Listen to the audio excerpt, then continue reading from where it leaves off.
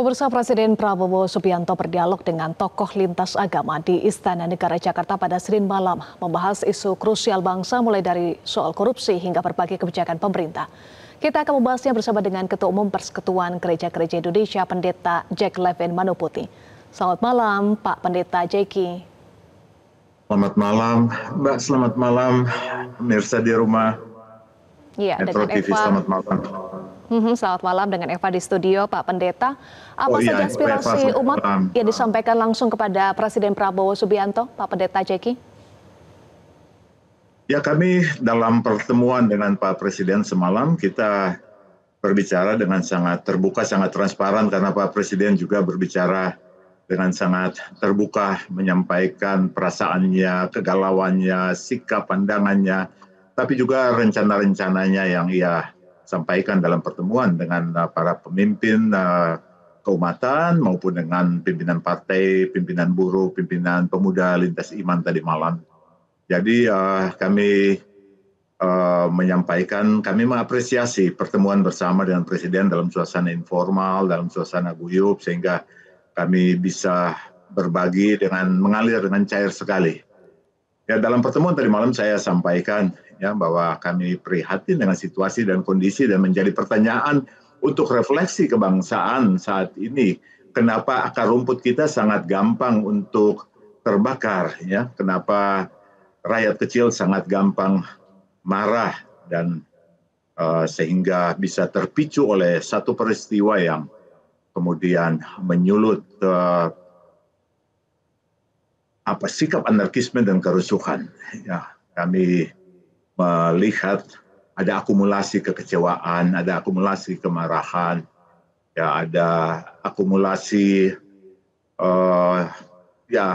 rasa dibohongi, diperlakukan tidak adil, kehilangan martabat yang menumpuk lama sehingga terakumulasi menjadi kemarahan kolektif yang berujung pada demonstrasi yang tidak terkendalikan. Ya, ini hal-hal antara lain karena ada gelombang PHK, ada kenaikan pajak yang gila-gilaan, ada fasilitas dan tunjangan anggota parlemen yang naik di hadapan masyarakat yang sedang terpuruk ekonominya. Ya, ada ketidakadilan ekologi, isu keadilan agraria dan lain-lain, ada korupsi yang meningkat, impunitas pada koruptor.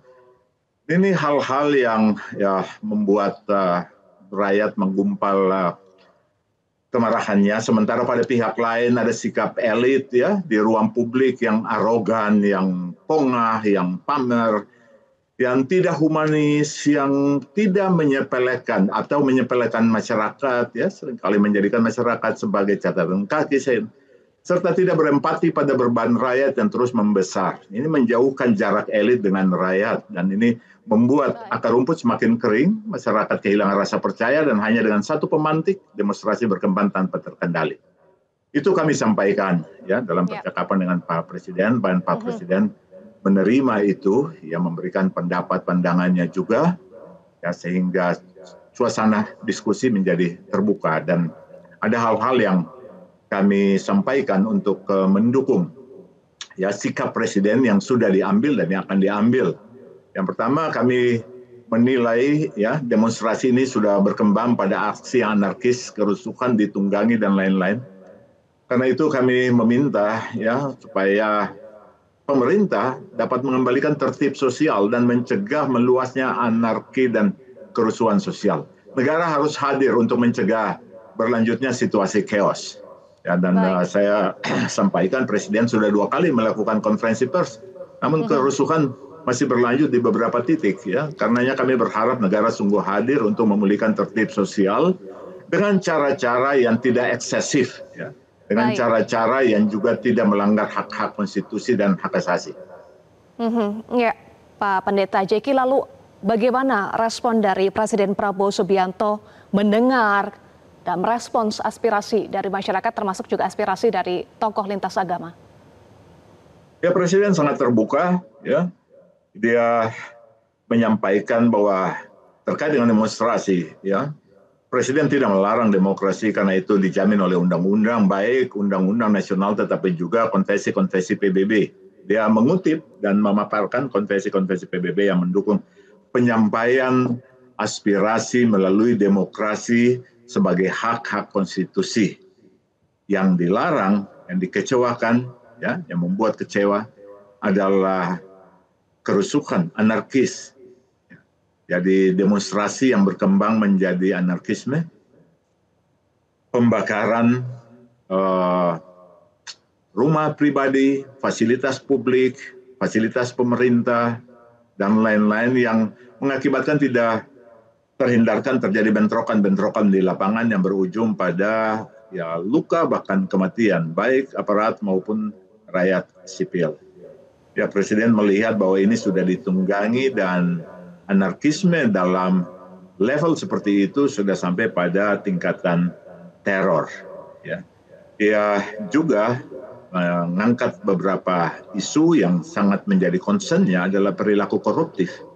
Korupsi yang merajalela pada berbagai bidang, tingkatan, dan lain-lain yang saat ini sedang diupayakan dengan sungguh-sungguh pemangkasannya.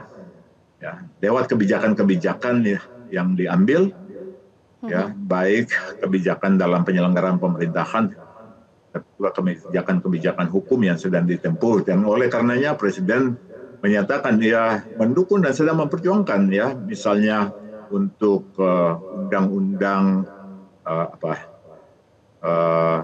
RUU perampasan aset. Ya, RUU perampasan aset. Dia sudah sangat memperjuangkan itu. Tunggu ini dari DPR, ya, kerjasama dari DPR. Dan karena itu, ya tadi malam kan ada ketua-ketua partai, ada ketua DPR RI juga Mbak Puan, dan Presiden mengajak semua, mari kita sama-sama untuk merealisasikan undang-undang perampasan aset. Baik, artinya berbagai evaluasi kebijakan yang juga disampaikan oleh Presiden menyatakan akan mengevaluasi berbagai kebijakan, diantaranya cabut tunjangan DPR dan moratorium kunjungan ke luar negeri. Apakah ini bisa mampu meredam emosi atau kemarahan publik? Betul, itu juga disampaikan secara terbuka oleh Mbak Puan, bahkan Mbak Puan menyampaikan rasa maaf atas nama DPR, ya, untuk perilaku, perkataan, dan lain-lain, dan list tunjangan yang akan dicabut itu sementara dilakukan, sementara moratorium perjalanan sudah dilakukan. Ya, ini yang kita juga dorong pemerintah bekerja keras, ya, untuk menghapus biaya tunjangan fasilitas pejabat publik yang berlebihan dan memboroskan keuangan negara, serta mengharusutamakan penanganan korupsi tanpa memberi impunitas kepada koruptor atau ya memuja-muja koruptor, katakanlah demikian. Baik, terakhir Pak Pendeta Jeki, terkait dengan refleksi kebangsaan yang tadi Anda juga singgung, bagaimana kemudian kecaman publik atas kepongahan dan perilaku flexing bisa menjadi momen refleksi dan pelajaran bagi seluruh pejabat publik? Saya kira ini seluruh level masyarakat, ya, kita harus mengembangkan sungguh-sungguh spiritualitas ugahari. Spiritualitas yang menahan diri dan merasa cukup pada apa yang ada. Spiritualitas yang memandu kita untuk hidup berbagi dan solidaritas satu dengan yang lain. Sehingga gap-gap sosial di dalam relasi-relasi antara interpersonal dan intergrup di tengah masyarakat itu dapat menjadi lebih equal, dapat menjadi lebih setara, ya. Tidak perlu pongah, tidak perlu flexing, ya. Presiden juga mengecewakan hal itu, ya, kemarahan publik karena ya orang mempertontonkan kekayaan dan lain-lain. Saya kira ini menjadi catatan reflektif yang sangat dalam melalui peristiwa ini untuk kembali mengisi penuh kantong rasa percaya, celengan rasa percaya dari masyarakat dengan kebijakan-kebijakan yang berbasis pada masyarakat, yang punya empati kepada masyarakat, tetapi juga dengan perilaku-perilaku yang memperlihatkan sikap yang partisipatoris, yang mendengar suara rakyat, ya, terbuka kanal-kanal demokrasi untuk berdialog dan lain-lain, dan rakyat tidak dijadikan catatan kaki dalam perumusan-perumusan kebijakan. Baik, terima kasih Ketua Umum Persekutuan Gereja-Gereja Indonesia Pendeta Jack Levin Manuputi sudah bergabung bersama kami di Prime Time News.